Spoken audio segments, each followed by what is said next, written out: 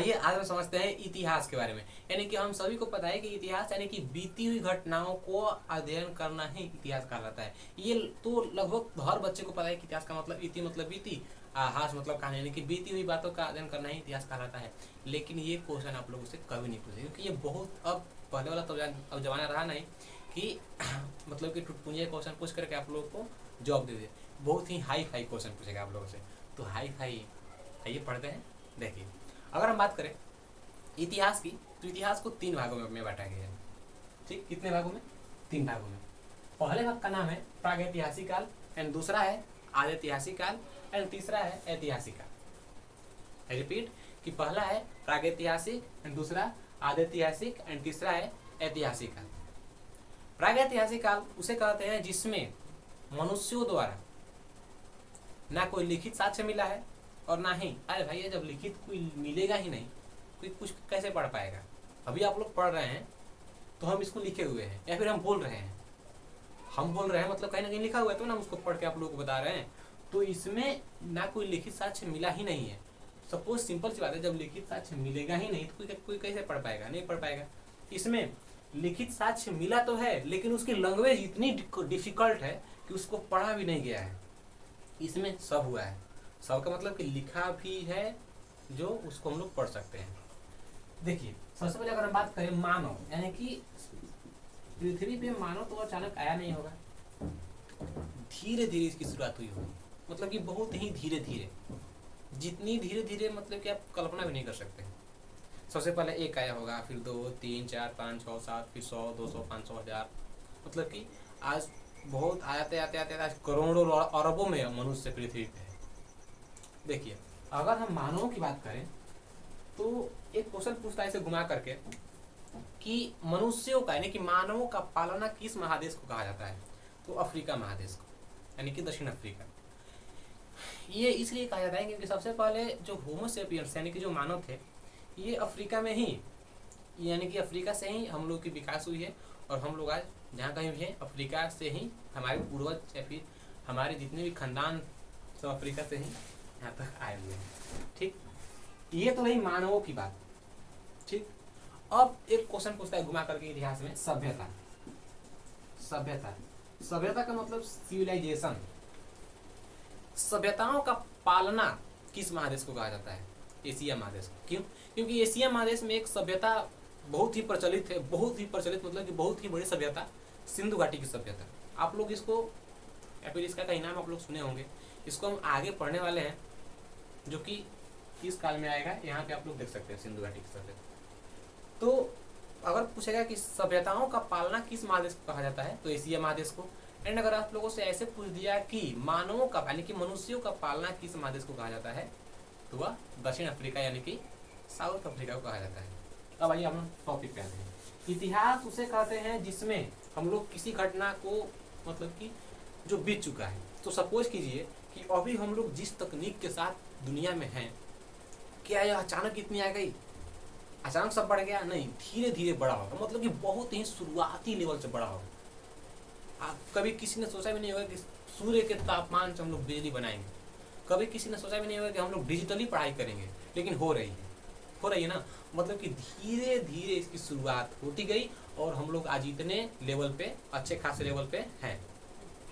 लेकिन सपोज कीजिए जब मानव आया होगा तो क्या अचानक पढ़ना शुरू कर दिया होगा? जैसे छोटा सा बच्चा अचानक पढ़ना शुरू कर देता है? नहीं, वह धीरे धीरे पढ़ना शुरू करता है। बहुत ही एकदम धीमी धीमी, स्नेह स्नेह ना, एकदम मंद मंद गति से वह पढ़ना शुरू करता है। क्यों? क्योंकि उसको अचानक ज्ञान तो होगा नहीं, उसकी बुद्धि उतनी तो अभी बड़ी है नहीं। तो उसी प्रकार से जब मानव जब आए तो वे ना पढ़ सकते थे ना लिख सकते थे। तो ये किस काल में वे सब आए थे? अगर ऐसे पूछ दिया कि किस काल में मनुष्यों द्वारा ना कोई लिखित साक्ष्य मिला है और ना ही उसको कोई पढ़ा, तो प्रागैतिहासिक काल में। इसी काल में क्यों? क्योंकि इतिहास की शुरुआत यहीं से होती है। अब यहीं से क्यों होती है? क्योंकि भैया जो मनुष्य है वह अचानक तो इतना डेवलप हुआ नहीं होगा, धीरे धीरे हुआ होगा। पहले मनुष्य आए होंगे, शिकार करते थे, आपने एकदम सुना होगा, आग की शुरुआत हुई। ये सब पढ़ेंगे हम लोग, लेकिन पहले समझते चलेंगे। प्रागैतिहासिक काल उसे कहेंगे जिस काल में न कोई किताब ना कोई कॉपी। भैया किताब कॉपी होगा तो कोई लिखेगा पढ़ेगा? अब कोई लिखेगा पढ़ेगा ही नहीं, वो किस काल में है? प्रागैतिहासिक काल में। ठीक, ये तो इतिहास का पहला प्रकार। अब देखिए आदि ऐतिहासिक काल में हम लोग उस समय की बात करते हैं जब कोई लिखित साक्ष्य मिला, मतलब कि कुछ मनुष्य कुछ डेवलप हुए, कुछ विकसित हुए, तो उस टाइम पे कुछ लिखित साक्ष्य तो मिला, इसमें ना ही पढ़ा और ना ही लिखा। इसमें पढ़ा नहीं जा सकता था, लेकिन कुछ लिखा हुआ मिला था जरूर, कुछ लिखा हुआ मिला था, लेकिन उसकी लैंग्वेज जो थी वो इतनी डिफिकल्ट थी, किसी को पता ही नहीं कि वो साला लिखा क्या है, ऐसा समझिएगा आप लोग यहाँ। ठीक, अब ऐतिहासिक काल की अगर बात करें तो ऐतिहासिक काल में हम उस मानव की बारे में पढ़ते हैं जैसे हम अभी, मतलब कि अभी हम लोग ऐतिहासिक काल में आ गए, और ऐतिहासिक काल के किस काल में? आधुनिक काल में। हम लोग पढ़ेंगे, ये सब पढ़ेंगे, धीरे धीरे सब पढ़ेंगे, लेकिन पहले बेस से शुरू करते हैं हम लोग। तो ऐतिहासिक काल की अगर बात करें हम लोग, तो ऐतिहासिक काल में पढ़ा भी जा सकता है और लिखा भी जा सकता है, यानी कि इस काल में दोनों ही कार्य किए जा सकते हैं। तो क्वेश्चन घुमा करके ऐसे पूछता है आप लोगों से कि किस काल में मनुष्य के द्वारा लिखित साक्ष्य नहीं मिले? प्रागैतिहासिक काल में। अरे भैया, जब कोई लिखा मिलेगा तब ना कोई पढ़ेगा, सब सिंपल सी बात है। किस काल में मनुष्यों द्वारा लिखित साक्ष्य तो मिला, लेकिन उसको पढ़ा नहीं गया? आदि ऐतिहासिक काल, मतलब कि सिंधु घाटी की सभ्यता में। ऐसे पूछिए क्वेश्चन अगर आप लोगों से कि किस काल में मनुष्य ने पढ़ना लिखना, नहीं कि मनुष्य विकसित होते गए, बहुत विकसित, जो कि आज के समय में आधुनिक है। ऐतिहासिक काल में इतना हो गया। अब हम लोग इस काल में आते हैं। तब तक देखिए, हम लोग ऐतिहासिक काल में हम लोग को पढ़ना है पूरा पाषाण काल, मध्य पाषाण काल, नव पाषाण काल, ताम्र पाषाण काल। अब पूरा पाषाण काल पढ़ने से पहले हमको ये समझना होगा कि आखिर ये पाषाण काल है क्या, तब ना आगे बढ़ेंगे हम लोग पढ़ेंगे पाषाण काल। अब अगर रही बात आदि ऐतिहासिक काल की, तो आदि ऐतिहासिक काल में हम लोग पढ़ेंगे सिंधु घाटी की सभ्यता। एंड सिंधु घाटी की सभ्यता को ही हम लोग बोलते हैं कांस्य युगीन सभ्यता। कांस्य युगीन सभ्यता, ठीक। और इसी को हम लोग बोलते हैं हड़प्पा सभ्यता। यानी कि ये तीनों ही नाम एक है, आप लोग ये बोलिए चाहे ये बोलिए चाहे ये बोलिए, डिपेंड आप पे करता है। ओके, अब देखिए, अब ऐतिहासिक काल में हम लोग पढ़ेंगे प्राचीन काल, मध्यकाल, आधुनिक काल, नेहरू काल और विश्व के इतिहास के बारे में। तो हमको पहले ये सब पढ़ना है, तो हम लोग पहले समझते हैं एकदम बेसिक से, यानी कि एकदम डीप से, लेकिन एकदम शुरुआत से। आखिर मनुष्य कैसे इतना विकसित हो गया, कैसे इतनी हमारे पास तकनीक आ गई। तो सबसे पहले मनुष्य आया होगा, कुछ न कुछ एक्टिविटी की होगी, तो ये सब पाषाण काल में की है। ये समझते हैं कि पाषाण काल क्या है। तब तक आप लोग इसका एक स्क्रीनशॉट ले लीजिए। अगर हम लोग बात करें पाषाण काल की, तो पाषाण काल उसे कहते हैं जिसमें मनुष्यों ने पत्थरों के औजार बनाए, यानी कि पत्थरों के हथियार जिस काल में बनाए गए उसे पाषाण काल कहा जाता है। तो आप लोगों से क्वेश्चन पूछ सकता है कि पाषाण काल का अर्थ क्या है? पत्थरों का औजार, आप लोगों को टिक मारना होगा। ठीक, देखिए, अभी हमारे पास बहुत हथियार है जिसकी कोई सीमा नहीं है कि वो कहाँ तक हमला कर सकता है, लेकिन जब मनुष्य जब शुरू बार में आए थे तो उनके पास कोई हथियार नहीं होंगे। जस्ट इमेजिन यार कि जब कोई शुरू बार कहीं से आता है, तो मतलब कि जैसे मनुष्य, तो उस समय उसके पास उतना टेक्नोलॉजी नहीं था, या फिर उसका उतना दिमाग तेज नहीं चलता था, तो कुछ दिक्कत होती थी ना। हम लोग पूरा पाषाण काल में, यानी कि पूरा जितना भी प्रागैतिहासिक काल है उसके कितने भी प्रकार क्यों न हो, सभी में केवल आप लोग को यही जानना है कि पूरे पाषाण काल में हम, यानी कि मनुष्यों ने ना पढ़ना जानता था और ना ही लिखना जानता था। यानी कि उन लोगों को पढ़ने लिखने से बहुत नफरत थी, कह सकते हो। उन लोगों को यह कला आती ही नहीं थी। देखिए, पाषाण का हम समझ लीजिए किसे कहते हैं, जिसमें पत्थरों का लोग हथियार बना देते हैं। ठीक, पाषाण काल की अगर बात करें तो ये 4 भागों में बटा हुआ है। कितने भागों में? अरे प्रागैतिहासिक काल को ही पाषाण काल कहा जाता है भैया।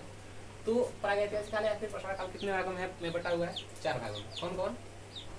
पूरा पाषाण काल, मध्य पाषाण काल, नव पाषाण काल और ताम्र पाषाण काल। ये तो इनके 4 भाग हो गए। और आइए कि पूरे पाषाण काल में हम लोग कैसे कैसे, यानी कि मनुष्य कैसे कैसे विकसित होते गए। अगर हम बात करें पूरा पाषाण काल की, तो पूरा पाषाण काल का जो समय है वह 20 लाख बीसी से 12,000 बीसी, मतलब कि 20 लाख ईसा पूर्व से लेकर के 12,000 ईसा पूर्व तक है। कितना है? 12,000 ईसा पूर्व तक है। ठीक, अगर हम लोग बात करें मध्य पाषाण काल के समय की, तो 12,000 BC से लेकर के 10,000 BC, यानी कि 12,000 ईसा पूर्व से लेकर के 10,000 ईसा पूर्व तक है। वहीं अगर नव पाषाण काल की बात करें तो 10,000 ईसा पूर्व से लेकर के 3,000 ईसा पूर्व तक इसका काल है। हम लोगों ने इतना तो हम लोग बहुत जान रहे हैं, लेकिन हमने कभी ये नहीं सोचा कि आखिर इतिहास 3 भाग में बटा गया है, प्रागैतिहासिक काल, आधे ऐतिहासिक काल, एंड ऐतिहासिक काल। इसको बांटा कौन होगा यार? कौन होगा जो पूरा दिमाग लगा करके इनको 3 पार्ट में बांट दिया? और तीनों पार्ट के इतने प्रकार भी हैं जिसको हम लोग को पढ़ना है, और हर प्रकार में मनुष्य धीरे धीरे विकसित होते गए।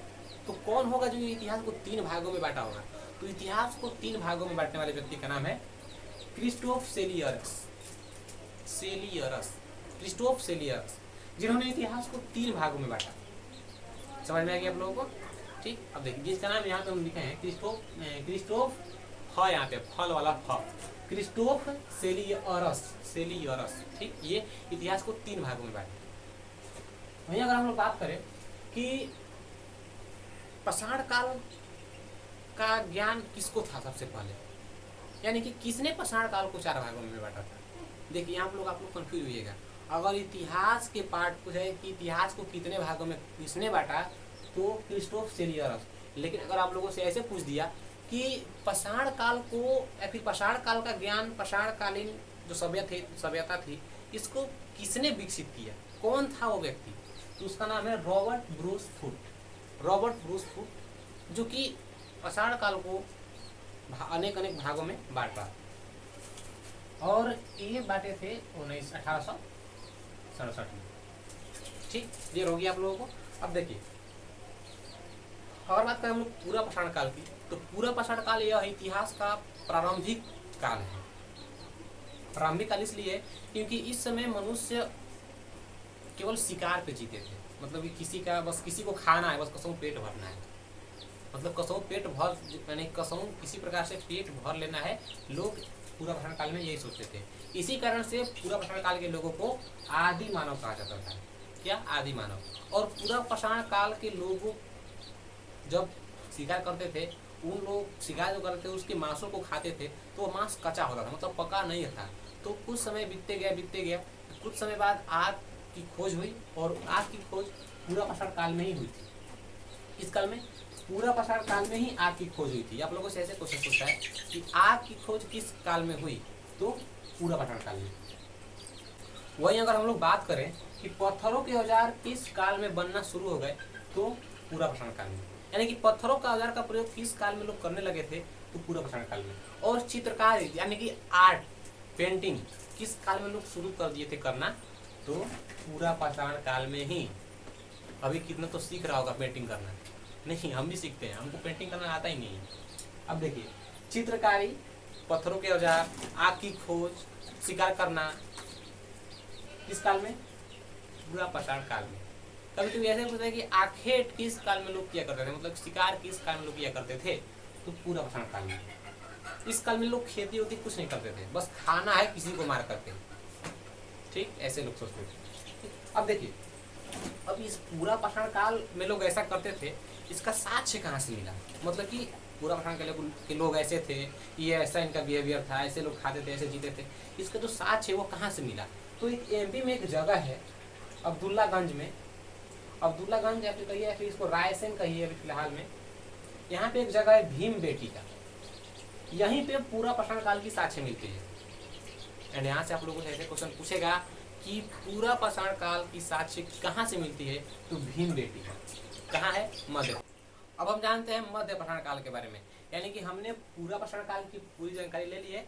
अब हम लोग जानेंगे मध्य पाषाण काल के बारे में। तो देखिए मध्य पाषाण काल में जितने भी हथियार थे पत्थरों के, उसका कोई ना कोई नाम होना चाहिए। जैसे ये कोई वस्तु है, तो इस वस्तु का कोई ना कोई नाम होगा।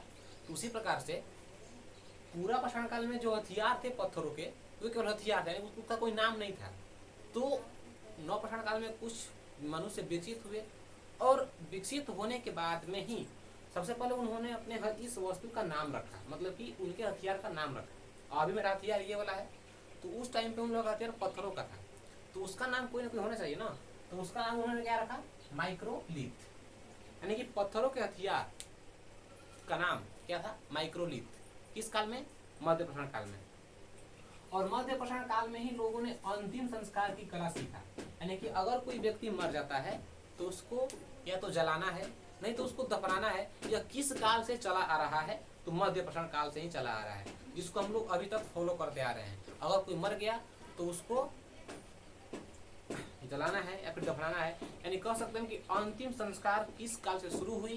तो मध्य पाषाण काल से। नहीं तो इससे पहले इस काल में लोग जितने भी थे ये सब कोई मरता था बस फेंक देते थे उसको, नहीं तो खा जाते थे। लेकिन कुछ विकसित हुई उन लोगों की बुद्धि, तो उन लोगों को दफनाते थे या फिर जलाते थे। ठीक, अब मध्य पाषाण काल में ही जैसे अगर हम लोग बात करें कि मध्य पाषाण काल का साक्ष्य कहाँ से मिला भैया, कि नहीं इस काल में लोग ऐसे करते थे, उस टाइम पे तो हम लोग थे नहीं। तो इसका साक्ष्य मिला है प्रतापगढ़, जो कि यूपी में है, एंड प्रतापगढ़ के सराय नहर तथा महदहा एक जगह का नाम है जो कि यूपी में है। मतलब कि प्रतापगढ़ यूपी में है, सराय नहर और महदहा से इसका साक्ष्य मिला है। और इस जगह पे यानी कि प्रतापगढ़ के सराय नहर तथा महदहा से एक अस्थि पंजर मिला है। क्या मिला है? अस्थि पंजर। अस्थि पंजर का सबसे पहला अवशेष कि लोग ऐसे, मतलब कि जैसे मान लीजिए अगर कोई मर गया उसको लोग हम दफनाएंगे उसको, तो कुछ समय के बाद उसकी हड्डियां मिलेंगी। उसका हम अगर अभी हैं, अगर हमको कोई दफनाएगा और 10 साल के बाद कोई खोलेगा तो हमारा केवल हड्डी मिलेगा। उसी प्रकार से इस काल में भी उसको हड्डी मिला। जैसे लोग जिसको जब रिसर्च किए, अनुसंधान किए, तो उसमें जब खोदा गया तो इसका हड्डी मिला, मतलब कि अस्थि पंजर का। तो ऐसे क्वेश्चन पूछता है कि अस्थि पंजर का अवशेष कहाँ से मिला? प्रतापगढ़ यूपी के सराय नहर से या फिर महदहा से। मध्य पाषाण काल में अंतिम संस्कार लोगों ने सीख लिया था। पूर्व पाषाण काल में आग की खोज हुई, और पूर्व पाषाण काल में लोग जो थे ये पत्थरों के औजार बनाते थे। ठीक, इस काल में यानी कि पूर्व पाषाण काल में और मध्य पाषाण काल में लोगों को कोई अस्थायी निवास नहीं था। बस ये जहाँ मन था बस निफिकिरदम बिंदास, कभी इस कहीं उस रात, आज इस रात, आज इस जगह, कहीं उस जगह, ऐसे लोग इसमें रहते थे। लेकिन जो ही बात आती है नव पाषाण काल की, तो लोग बहुत विकसित हो गए। इस काल में लोग इतने विकसित हुए, इस काल में लोग अपने रहने के लिए घर बनाने लगे। मतलब कि नहीं हमको रहना है, एक हम लोगों को अस्थायी निवास चाहिए। यहाँ तक नव पाषाण काल आने तक लोग रहने की कला नहीं सीखे थे। बस जब लोग रहने लगे तो खाने के लिए कुछ व्यवस्था चाहिए, खाने के लिए कुछ ना कुछ चाहिए हम लोग। तो लोग जब अस्थायी निवास मतलब रहने लगे तो यह खेती करने लगे, मतलब कि कृषि करने लगे। और जब खेती करने लगे तो जब कोई खेती करेगा तो उसमें उसका ना चोकर, जैसे मान चोकर, पुआल, भूसा, तो सब कोई ना कोई खाएगा, तो खाएगा ना। तो खाने के लिए लोग पशुओं को पालने लगे, तो पशु पालन करने लगे। अब जब घर है, खेती भी है, पशुपालन भी है, तो घर को अगोरने के लिए कोई ना कोई चाहिए, तो लोग कुत्ता पाल लिए। क्या पाल लिए? कुत्ता। तो ऐसे भी क्वेश्चन पूछता है कि मनुष्यों द्वारा सबसे पहले पाला गया तो प्रथम जानवर कौन सा था? तो कुत्ता था। ठीक, सबसे पहले मनुष्यों ने किस जानवर को पशु यानी पालना शुरू किया? तो कुत्ते को, जिसको लोग अभी छोड़ दिए हैं पूरा बिंदास, बेचारा खाने के लिए तड़पता है वो सब, कुत्ता को। जो कि कुत्ता एक समय में हम लोगों का बहुत ही प्रिय मित्र था, और शायद इन फ्यूचर हो भी सकता है। देखिए, और नव पाषाण काल में ही लोगों ने पहिया, मन का मतलब घड़ा, यानी कि पहिया और घड़े की खोज की। पहिया का मतलब कि नहीं होता बैलगाड़ी का पहिया, वे सब पहिया। मन का मतलब घड़ा यानी गगरी ना, वे सब की खोज की।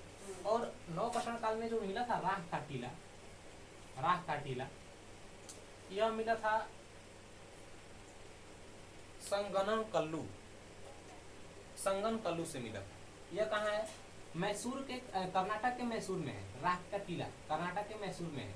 ठीक, एंड अब बताइए, हम लोग पूरा पाषाण काल के साक्ष्य जाने, मध्य पाषाण काल के भी साक्ष्य हम लोगों ने जाना, तो क्या नव पाषाण काल का साक्ष्य होगा कि नहीं, कि लोग इस काल में ऐसे रहते थे? साक्ष्य था ना, होगा ना। तो नव पाषाण काल का जो साक्ष्य था यह मिला है हम लोगों को आदमगढ़, ये कहाँ है? एमपी में। और बागौर, ये कहाँ है? राजस्थान। एमपी मतलब मध्य प्रदेश ना। आदमगढ़ कहाँ है? एमपी में, मध्य प्रदेश में। एंड बागौर कहाँ है? राजस्थान में।